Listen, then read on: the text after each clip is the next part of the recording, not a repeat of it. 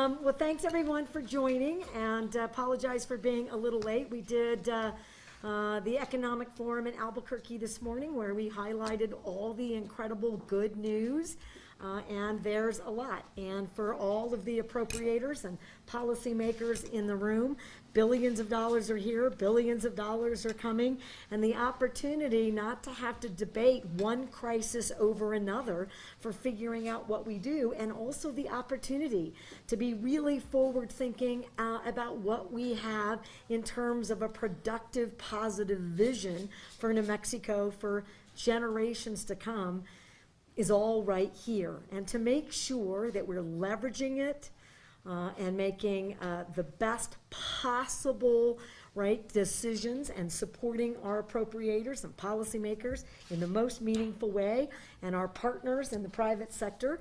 I wanted to make a couple of key announcements today about who it is that will help us at the executive level support the legislature, to support our local communities, to support New Mexicans, and to make sure that we're getting everything possible done that is improving the quality of life and solving long-standing problems in the state. So welcome everyone, and thank you very much. So I'll bet without any further ado, let me make some key announcements, and I'm sure that you can see that you recognize some familiar faces. So we'll start with the first familiar face. I am really excited to introduce formally that former Mayor Martin Chavez is now going to be our infrastructure lead. He will be the key strategist and implementer, I think that's a word, of making sure that everything, not just in the infrastructure bill that I was proud to represent New Mexico with other great New Mexicans and our delegation in the audience, including President Nez and others, who were highlighting the impact that this federal money is going to have on the state, but including our great Craig estimates in our revenue opportunities and reserves. We are all thinking about ways to invest.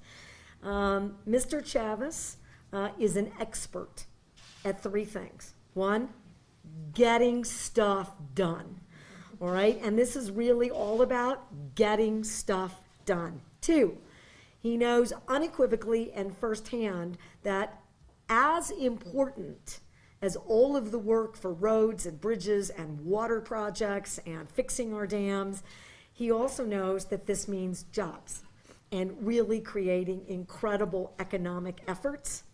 And three, he knows how hard it is at the local level to particularly, and we've got a mayor that I'm going to introduce in a minute, particularly in smaller communities where they don't have the administrative resources to put any number of these projects together. He's respected by every mayor, every local leader, every local elected leader. He's well known amongst his colleagues in the legislature, and he's already been working. So, Mr. Mayor, I'm just going to take credit for the fact that the Biden administration knew unequivocally what a smart idea this is, and that's why President Biden announced Mayor Landrieu to be their infrastructure lead for the country. And I will tell you that the White House suggested that perhaps New Mexico, once again, because we're leading, ought to think about ways to encourage other states to do exactly this design. Two, we need a comprehensive water plan with or without the kind of infrastructure and water investments that are available, whether it is the rescue plan, whether it is the infrastructure bill, whether it is water money that's already flowing through any number of departments at the federal level. And while the president very eloquently really demonstrated how to make this meaningful to every single American, so let's do that for every single New Mexican. We should not have any failing water systems. We should not have any unsafe drinking water. We should not have any lead pipes anywhere in the country for any reason whatsoever.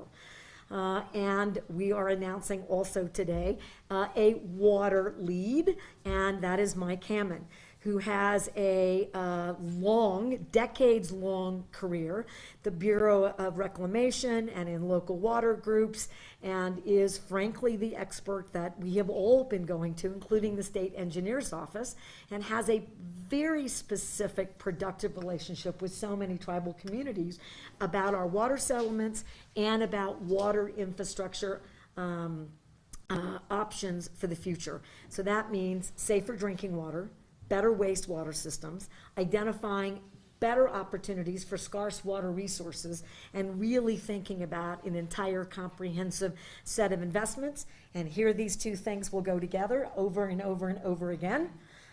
New Mexico has one of the worst reviews in terms of the potential for failing dams in the country.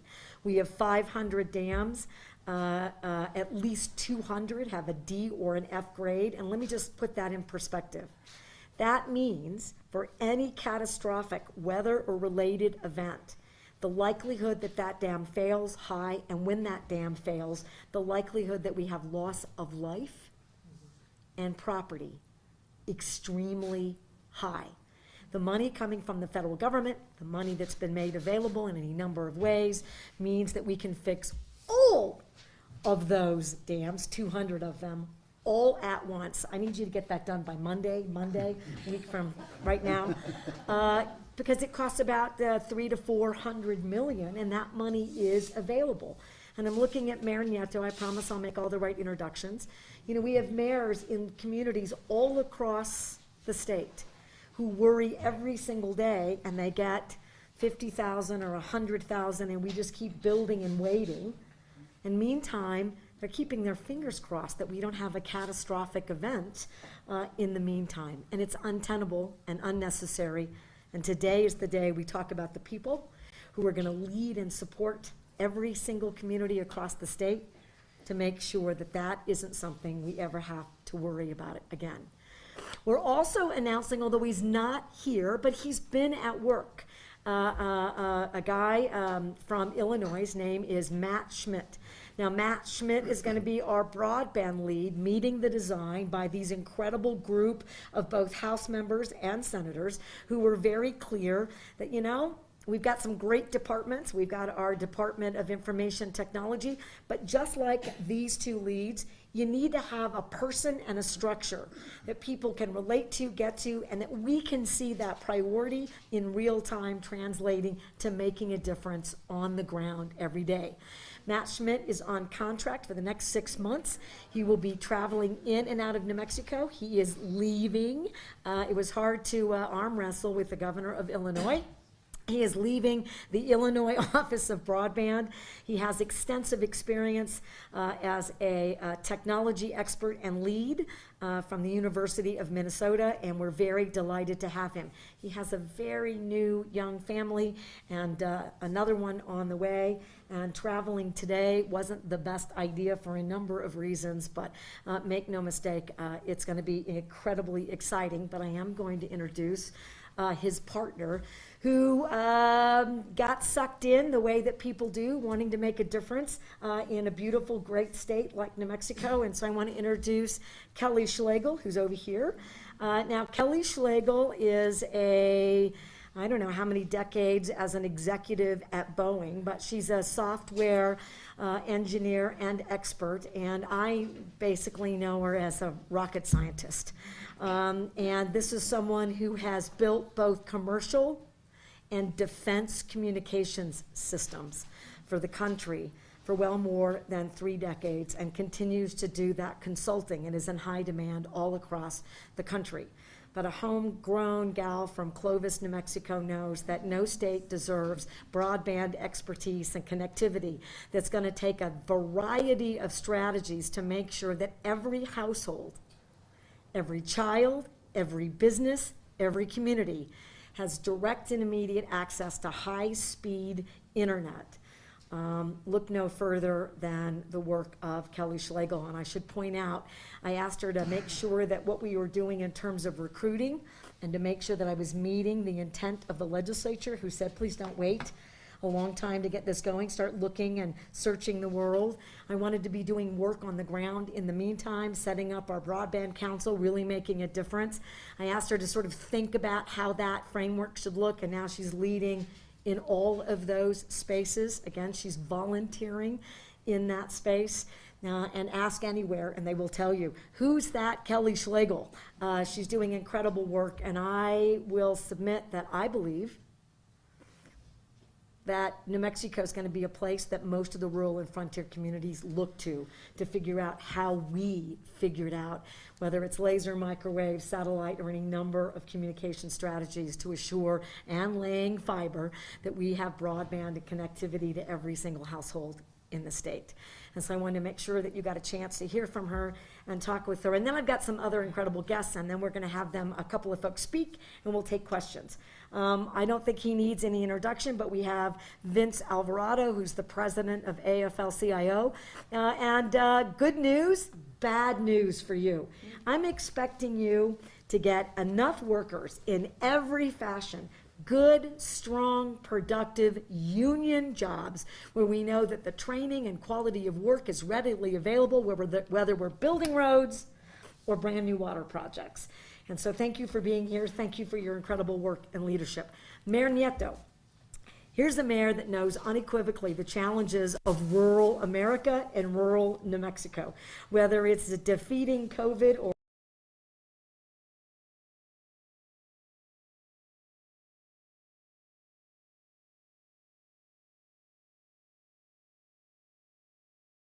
look no further than former Mayor Martin Chavez to make sure that your voice and your priorities matter, and that we're going to create a coordinated system to work.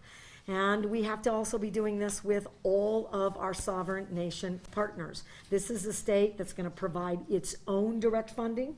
We also want to leverage that with the federal funding. We are clear that we are still behind, particularly in safe drinking water in a number of places. And so I'm very proud to have the governor from Milwaukee join us today. It's delightful to see you. Now, I don't think this legislative group needs any introduction, but I'm happy to do it. I want to focus on the Senate just for a minute. This is where you had competing purposes for the right end results. I had the House working on broadband because we can't do any of the work that's in our priorities, healthcare, education, economic development, if we don't deal with broadband issues. Senator Padilla has been working on these issues in the Senate with his partner, Senator Stefanik, for a number of years. And last year was the year we really created a system that I hope you're feeling the benefits of that. So I want to highlight all of their work. And I'm going to start way on this side. But of course, we've got Representative Candy Sweetser. We've got Representative Chandler, we've got Representative Herrera, we've got Representative Garrett, we've got Representative Figueroa. We have everyone who is leading in a space that's intended to make sure, and I am going to end with this before I ask Mr. Chavez to say a few words, and then I'll introduce everyone else. You know, President Biden on Monday spoke really eloquently about just how tragic it is that while COVID laid bare any number of real challenges in this country, that no child should have to sit in the parking lot of a fast food restaurant to do their homework in this country, ever. And I wish I could tell you that that didn't happen in New Mexico, but it did. And it's been happening here before COVID, and it certainly was happening every single day during COVID, and it's untenable. And those days are going to be gone forever.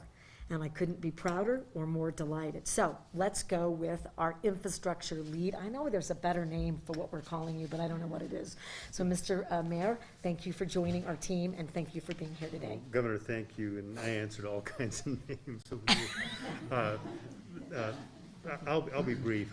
I don't think people fully comprehend how important what was done in the last couple of weeks in Congress and with the administration with infrastructure. As a mayor and as a consultant and all the different hats I've worn in my life, we've been talking about infrastructure forever. It has eluded at least the last 4 presidents. It's a bipartisan failure, if you will. And so this is the first major investment we've had in infrastructure.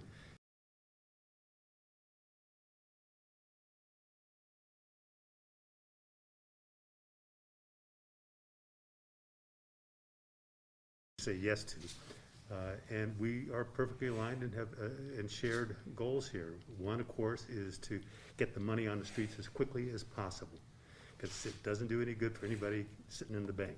Maybe helps the banks a little bit. The second thing, and this is where the main reason I'm on board, is because she has a vision for this money that it be transformational. And that's important, because it's not just about spending money, it's spending it in a way that will benefit generations to come. And that's what this is all about. It is a once-in-a-lifetime opportunity to transform New Mexico, whether it's water, broadband, the built environment, where I'll be spending most of my time. And so I want to thank you, Governor. I don't know if all New Mexicans fully realize what a national leader we have in our governor, and I'm really looking forward to working with her.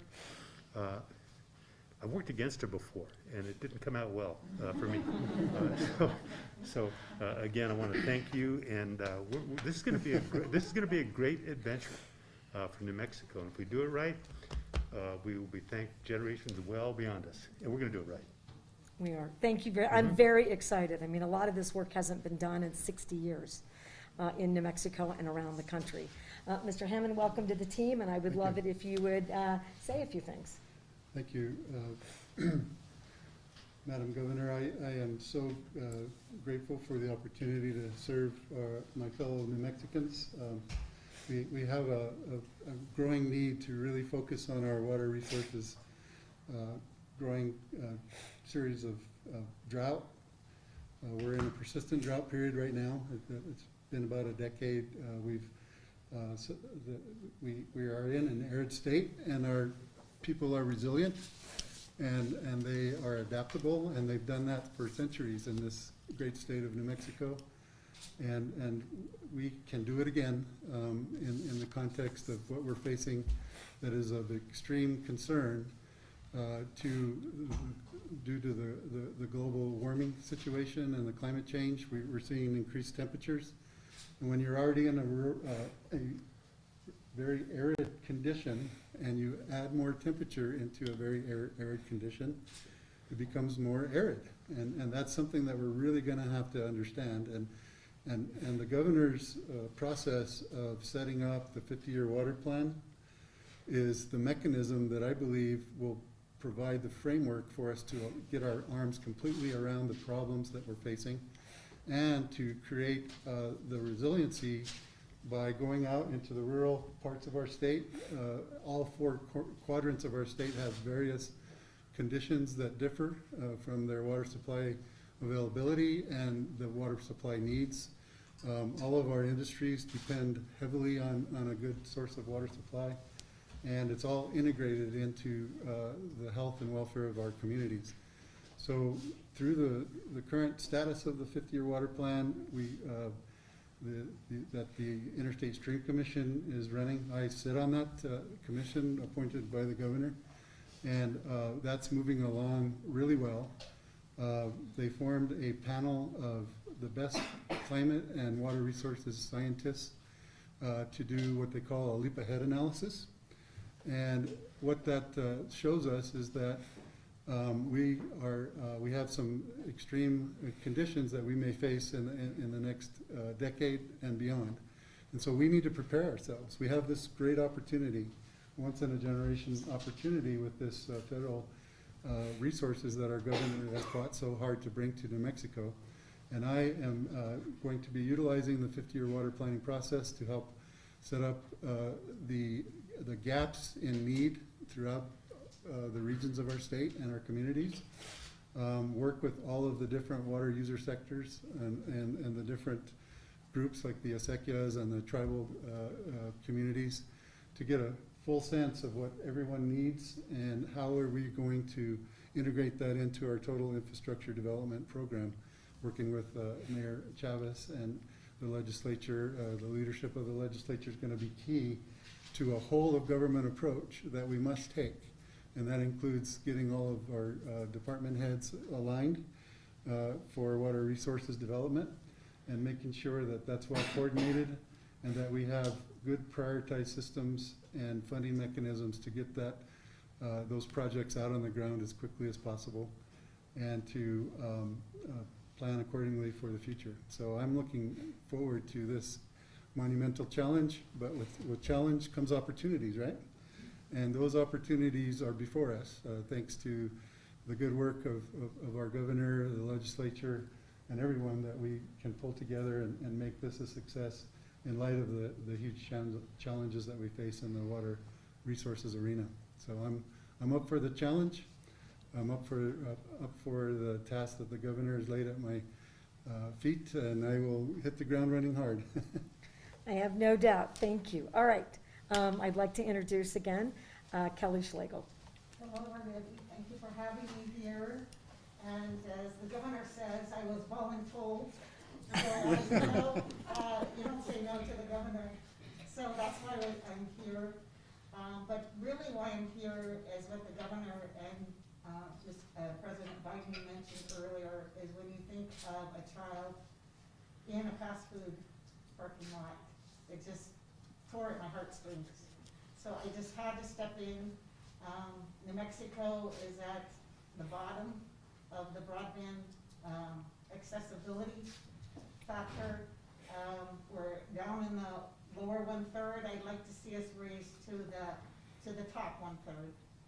Okay, and because New Mexico is such a wonderful proving ground for new businesses, knowledge workers, we want to attract those kind of people here to help us build New Mexico to be great. And we can really be this force that the governor talked about of being a model for other states. When you have the dispersion, the geographic dispersion that we have, when you have the areas of low population density, when you have the wonderful mix of community that we have between pueblos, tribes, ranchers, all kinds of new businesses that are starting out. What a mix, what a proving ground, what an opportunity to bring that kind of infrastructure, working with people that have done it for years, like Senator Padilla, thank you very much.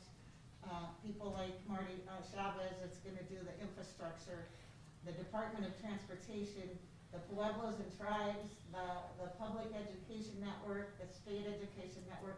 We can leverage all that in this historic time of this opportunity of the Infrastructure and Job Acts bill being signed, many sources of funding. It's a time for the regions to be able to lean in and partner with the state and be able to capture those funds. It's a time to come together. So I'm just excited to see that, this girl from Clovis, New Mexico, to be able to see that and to be able to be in a position to strike while the iron's hot. So I wanted to respond to the governor's challenge of a bigger broadband vision, of a comprehensive collaborative connectivity across the state. So while we were in the process of selecting Matt, I was on the selection committee for that.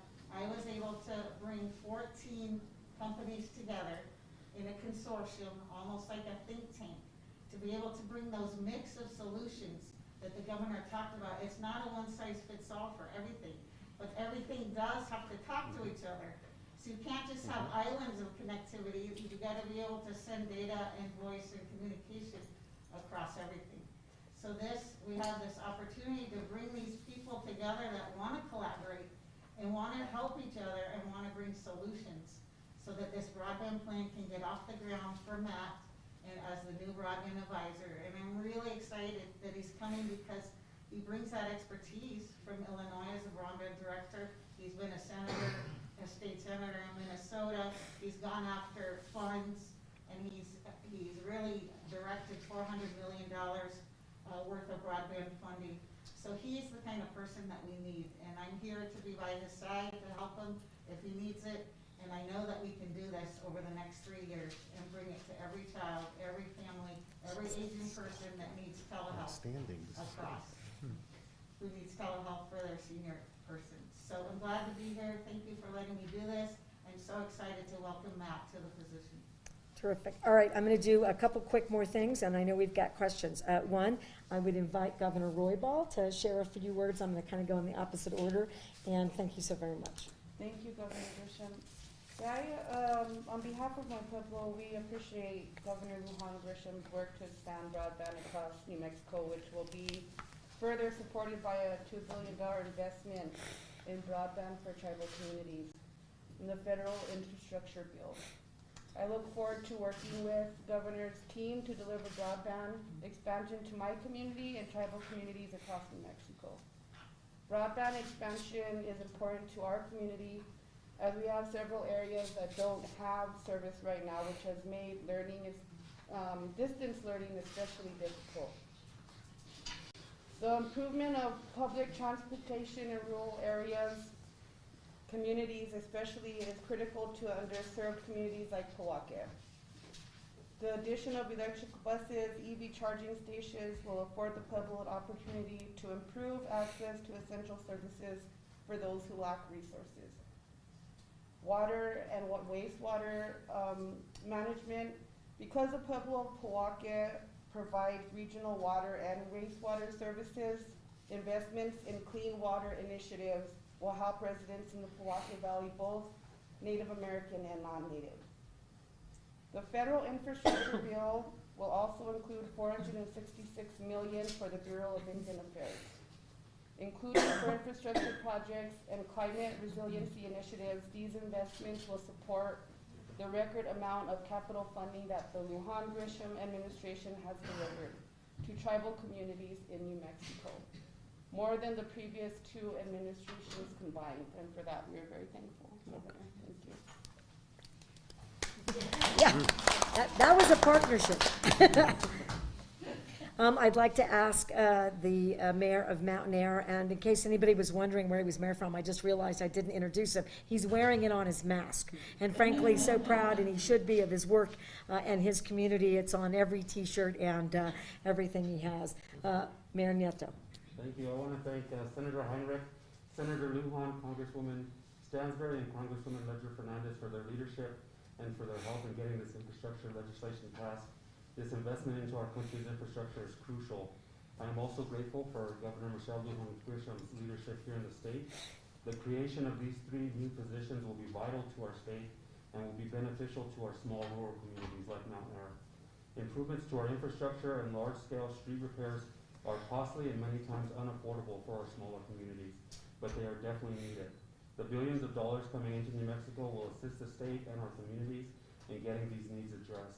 I am looking forward to working closely with this new team members to identify and execute projects that will improve the quality of life for many of our residents here in the state, not only now, but for generations to come. Thank you.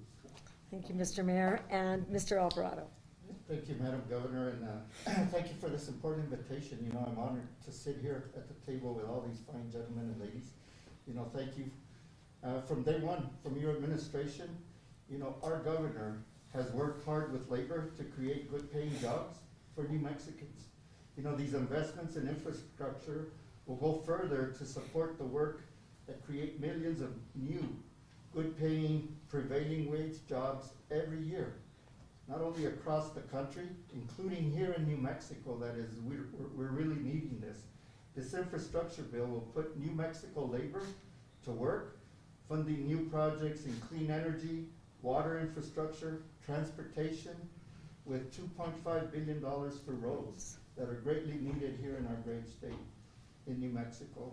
These infrastructure investments will make a huge difference for workers and communities across the state. I know the governor's team will be working quickly to get these projects started across New Mexico, updating and investing in critical infrastructure like roads, bridges, water, and airports. Big projects that improve the quality of life for New Mexicans. All of this work, all of this good labor work, you know, this is a big deal for New Mexico, and I appreciate our governor's leadership on these issues. And Governor, we thank you for your hard work that you've done and will continue to do for New Mexico and laborers behind you. Thank you. Wow, if I had known that everyone was gonna be nice to me, I'd have had this press conference go at least 2 hours with more people doing exactly what just occurred. Not accustomed to that. I didn't ask each of the legislators to speak, but I'm happy to have you say whatever you would like. I know that you've been working incredibly hard to meet these demands and these issues, and they have also been working with other state legislatures across the country to support this infrastructure bill and the Build Back Better effort in Congress, and we are the recipients of both your forward thinking, your leadership, and your clarity about what's needed for New Mexico and the communities that you represent. Does anyone? Thank you, All right, Senator Governor. Padilla. And I just want to thank Governor Raval, Mayor Nieto, and Mr. Alvarado, Mr. Hammond, former mayor and former boss of mine, by the way, back in the day. And Governor, you know, I just have to say that the team that's to my right here, you know, we really worked hard on this thing, as you know, with your staff. And your staff helped lift it all up and get it done. And these folks worked very, very hard to my right here, and I just want to thank them personally. The Office of Broadband Access and Expansion it's an idea I had about 9 years ago, and we just kept beating that drum and pushing up that hill, and Senator Stefanik's agreed to join me to get it done. We finally are going to have a statewide top-to-bottom broadband plan for New Mexico. We're going to have a statewide top-to-bottom financial plan for broadband. We're going to have a singular map that we speak of that links up to FCC map, USDA, et cetera, to help us leverage the dollars that you signed into law this year, Governor. $130 million, which we believe will help us to leverage to about $900 million. Very, very exciting stuff. The office is going to be a central repository for easements and rights of way, so you don't have to go to 900 sources to get your broadband plan implemented. We're going to have reporting and analysis to the people of New Mexico, to the legislature, to the governor, to the infrastructure team that's in place now. You know, Mayor and Governor Roybal, I just want you to know they're going to be specialists in this office. They're going to help you to develop your broadband plan for your town and your pueblo and your county and everything, and it's going to link all the way up to the FCC standards. So it's really very exciting. When we spend $1 on broadband now, we're going to get $1 in services in broadband. How exciting is that? In 2017, I had 3 broadband bills. I'll just talk about one of them because it's very timely, Governor. We placed broadband as a legislature in the Local Infrastructure Act. So, Mayor, we're going to need a lot of money from you. So by doing that, we call broadband a water line, a sewer line, a lighting system, a road, a sidewalk. It's infrastructure. It brings economic development, brings healthcare, brings distance learning, as we all know. So, I mean, I think, you know, Governor, I could talk for hours about this, but I really want you to hear from other people, too, that helped to make this happen. I just want to thank my colleagues for making this happen. Thank you. Fair enough. Senator Stefanik. Thank you. Governor, I just want to comment that I represent rural areas in 6 counties. So water, infrastructure, and broadband is crucial to all of them. Mayor Nieto is one of my mayors, and I'm very proud of all the excellent work he's done, not just for his town, but also in the school system. And so he's already lined up many projects. But throughout the rural areas of the state, all of this is much needed. Thank you so much. You're very welcome. Thank you. Representative? Thank you, Governor. Thank you for your leadership and helping to move this and make it happen. There were 8 women in the House who gathered around this issue because exactly as you said, we were hearing from those constituents who were saying my child can see their homework but can't upload it because we don't have the speed, we don't have the reliability. From those families who were driving an hour to sit in that parking lot so they could do their homework. From folks who were driving 90 minutes each way for a 20-minute doctor appointment if they could get it during the pandemic. And businesses were trying to keep functioning and interacting with their companies, and they could work around so many of the obstacles, but broadband held them back. So we gathered and worked with the senator, and now we have with your leadership not only the Office of Broadband, but the Connect New Mexico Fund, a structure that will leverage our state dollars to maximize the federal dollars. And we'll set up a system of proposals and approvals under that state plan to prioritize in those communities how we're going to move forward with whatever technology or combination of technologies work in that place. So it's community, it's industry, it's state together, to solve this problem that has been seen up until now as unsolvable. Thank you for helping make it happen. We will look forward to the progress we're going to see in New Mexico. So every New Mexican has high-speed, reliable, Affordable. affordable access to the internet. Thank you. Anyone else?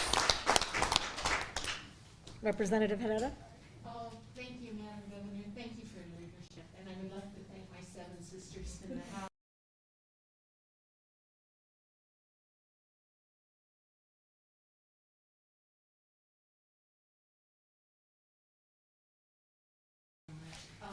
I represent a rural district the size of Connecticut, and it's a lot about good jobs and economic development. I can't do economic development without water, without broadband, and without roads. I need all 3 of those things to put together what we need to put together in rural New Mexico for our families, really, so that our families can have a quality of life that we want them to have. And I know, Governor, that's on your radar, and you work every day towards that.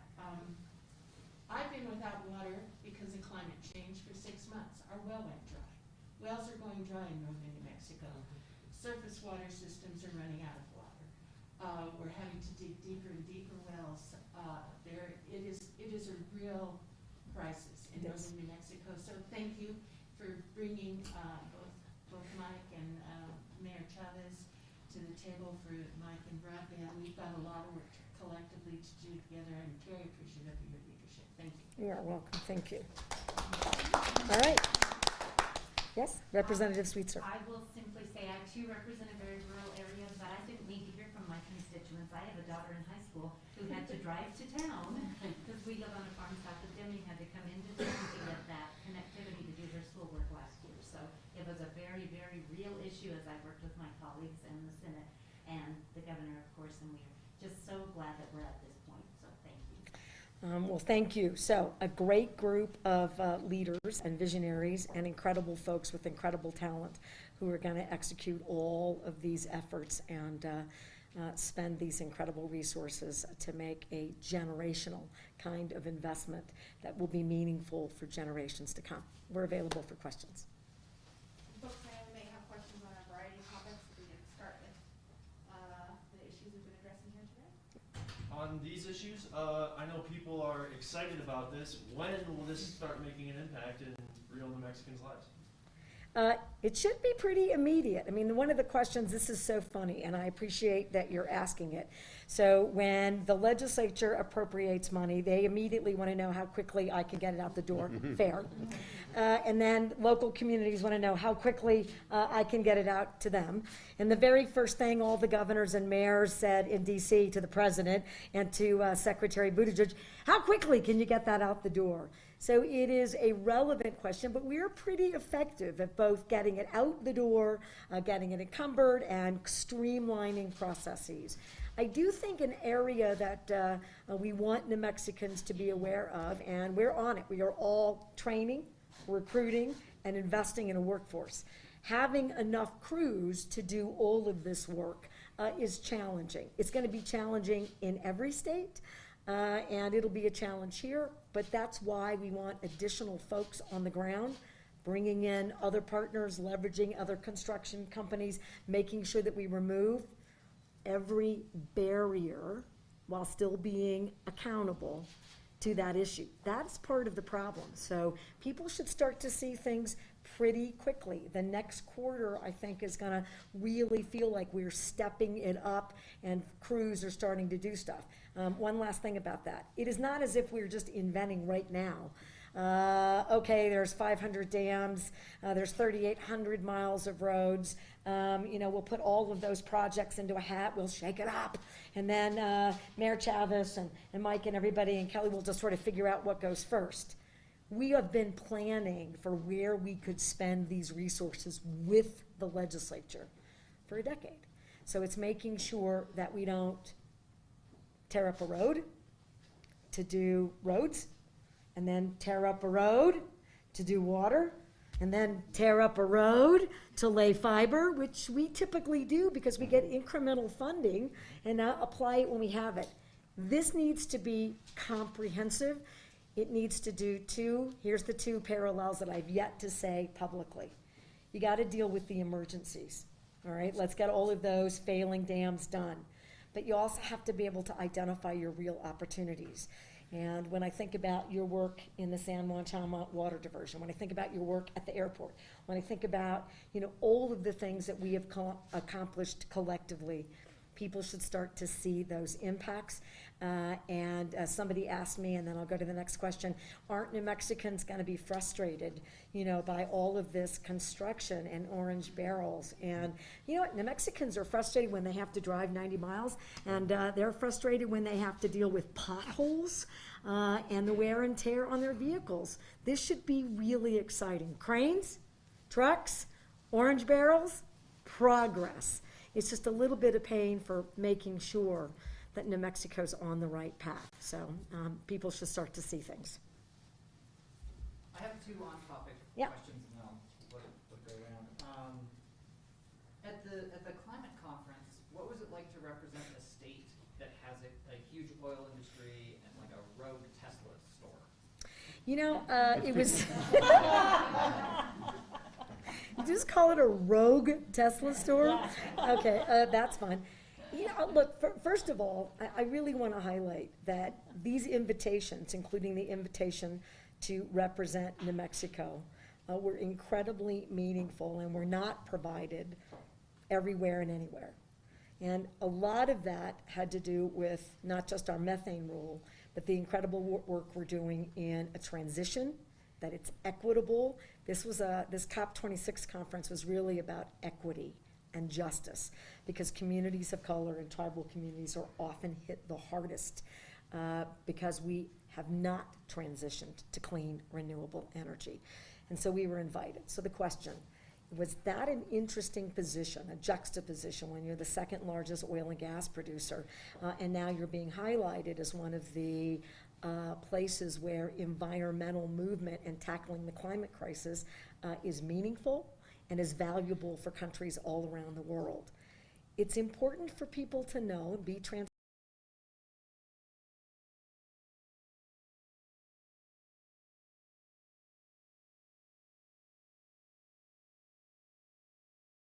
We can reduce the number to coal-fired power plants.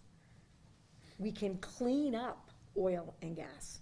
New Mexico produces, this may sound really weird, the cleanest barrel of oil in the country. Now that's not the focus. That has to be a parallel while you transition to reliable, affordable, renewable energy and transitional fuel systems like hydrogen.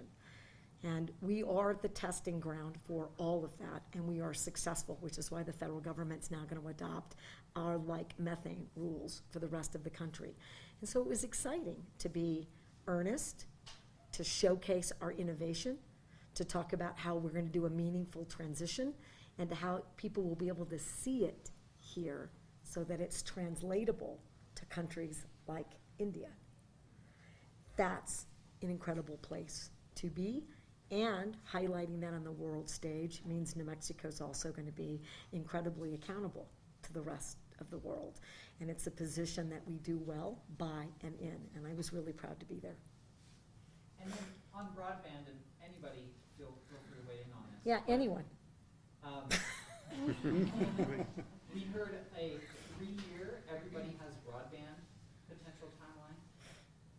Is there anything that you think the state can achieve, particularly for students, by the next school year, by next fall, in terms of expanding access? Well, I want to hit that from two places, and I'll have the senator who I saw lean forward, thank you for doing that, and also, if I don't mind, picking on Ms. Schlegel. Look, we have a requirement that we provide internet access to kids in the education system right now. They didn't say you have 3 years. And while it's tough when we get challenged to meet really hard deadlines, They're deadlines that are intended to be really clear about what our priorities are. And my job is to meet that deadline. So we have any number of things going on right now through the public education system. And you heard Ms. Schlegel talk about this consortium of both private sector folks and leveraging government means we have to meet those timelines. Here's what I hear, because I want everything done yesterday when they say 3 years.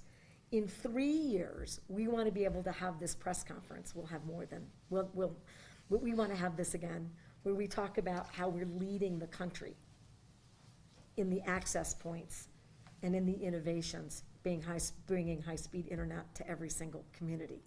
But you will see education, healthcare, and any number of aspects, we will get there much quicker than that 3-year plan. And that's exactly, I think, what got Ms. Schlegel to stay in the mix, because it's exciting, it's happening right before us, and we will meet those targets. Senator Padilla. Yeah, so thank you, Governor. So just real briefly, I think there's probably 2 significant things that can happen very quickly.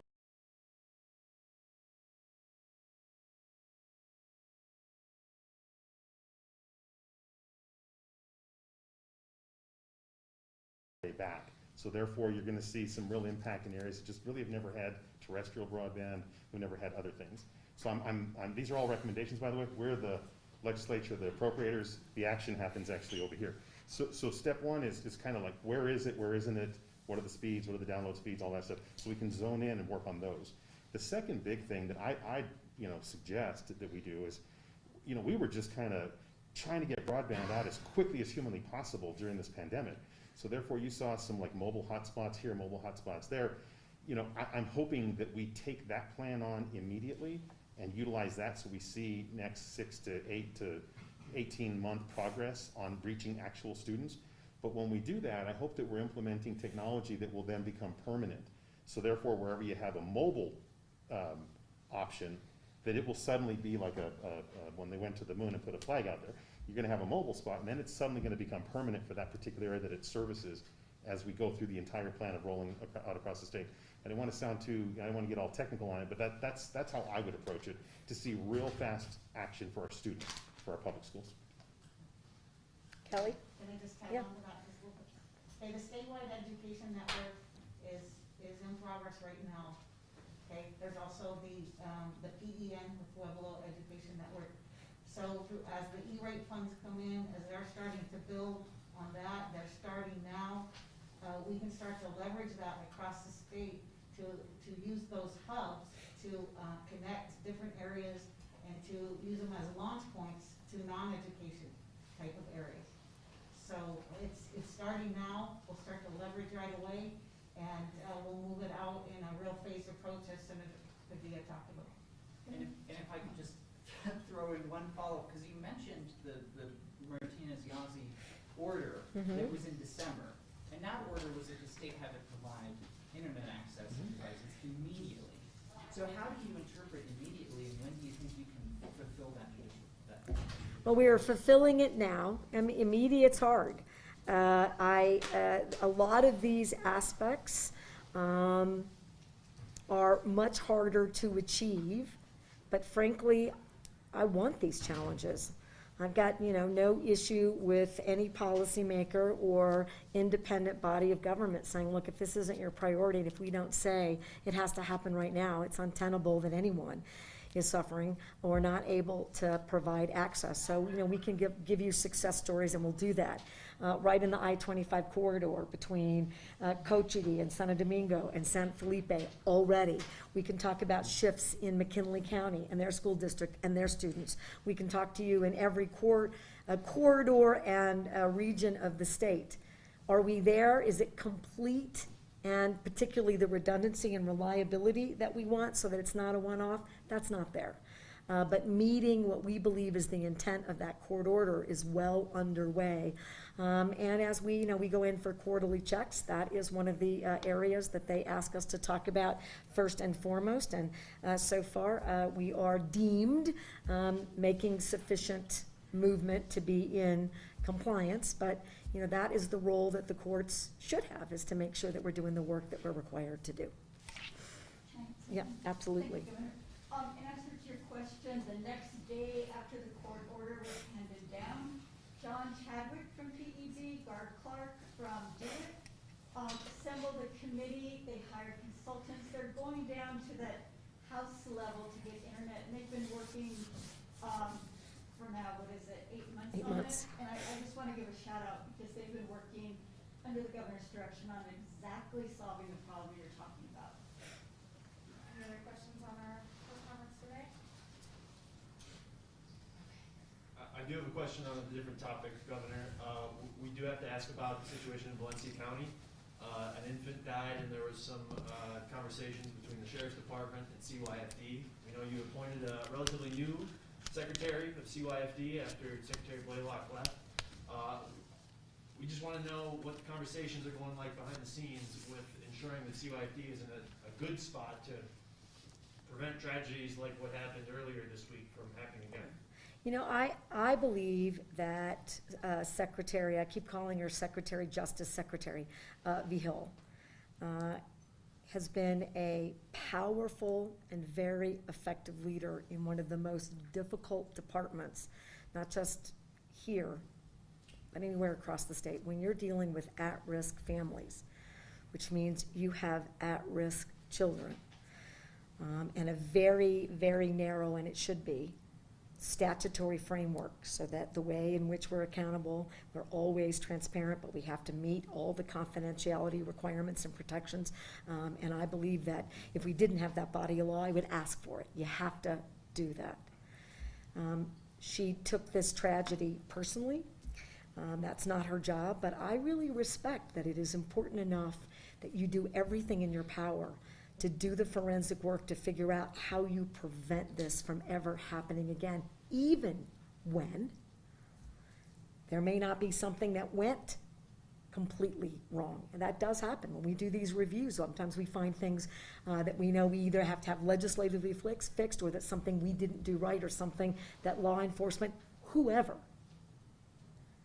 But I want someone who is emotionally connected to the fact that it's not just administrative work and checking a box, that this is a state that must do anything and everything in its power to prevent these tragedies and to understand what it is that occurs that puts these children at risk, and to not allow them to ever happen again. And she's doing exactly that work, and I am confident that whatever she is suggesting or identifies will be the kind of work that makes a difference to prevent these tragedies from happening anywhere else. Is your office looking into where there might have been failures in either the communication or We do that for processes? every case. There's a forensic review, and even if we weren't required to do that, I would require that. You have to know. So that's happening, and I have confidence that we will leave no stone unturned to take a look at every single issue. Absolutely. Yes, sir. In light of the state Supreme Court decision today that the legislature should have a say in how federal pandemic relief money is spent, will this affect your plan to spend billions in federal infrastructure funds without properly going through the legislature?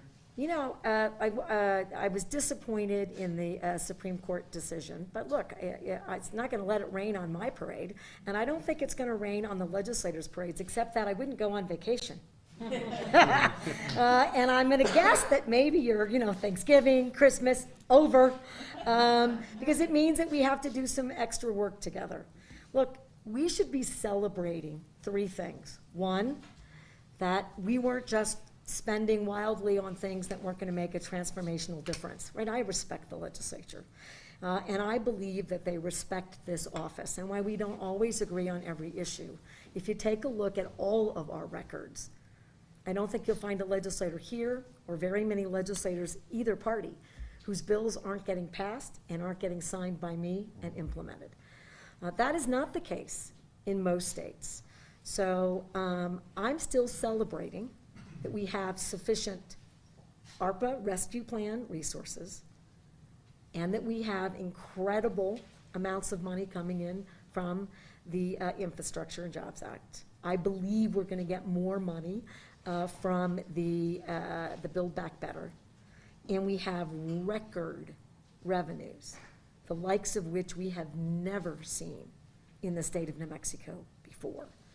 And my expectation is that the legislature respects the planning and the vision that we have for the state, and they will do everything in their power to assist the state to execute, appropriate, and deliver the right responses.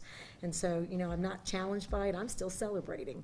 And now we have clarity about how this works, and it was a question, and now we have an answer. So we're gonna make it work, all of us. Could I just add something? Yeah.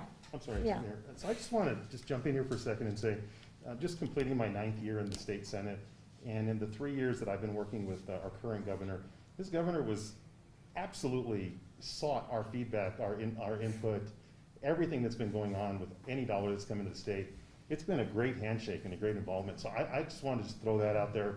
Whatever happened to the Supreme Court and the district courts or whatever, all the court, it's been incredibly collaborative. And I just want to say that ahead of time so that there's no confusion on how this governor's operated in the 9 years that I've been in the Senate. So.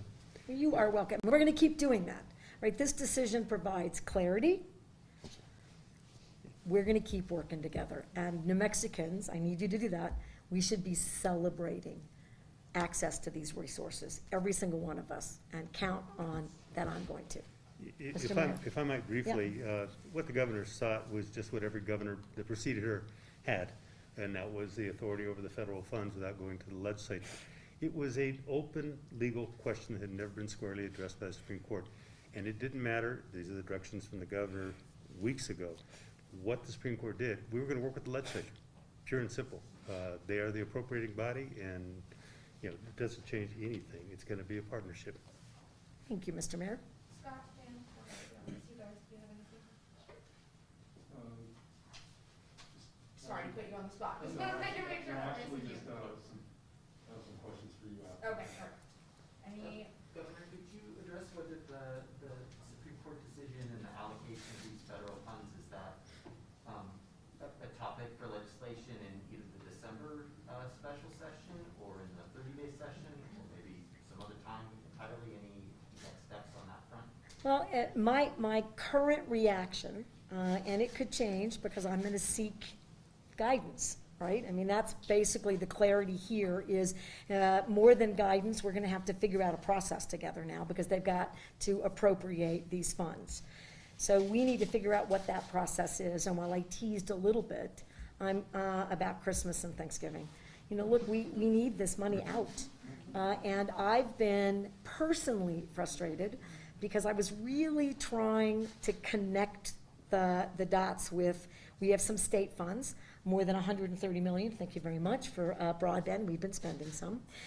We have money that I'd like to make available in the rescue plan, and I've been throwing out figures to the legislature of about 500 million to be in a fund that we would leverage across all of the state, because other broadband money also keeps coming in from the feds to healthcare, to educators, to businesses, to local governments. So I'm trying to leverage every dollar.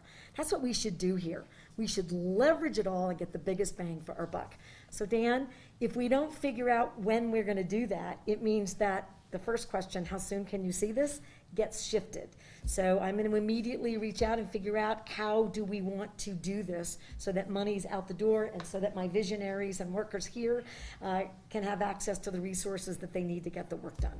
So I don't know exactly what that looks like. Yeah, we're going to have to figure that out together, and we will. Thank you, guys. I'm going to turn it back to the governor for any closing statements you want to make. It's a celebration. I'm sorry I don't have a cake. This is great. Thank you, everyone.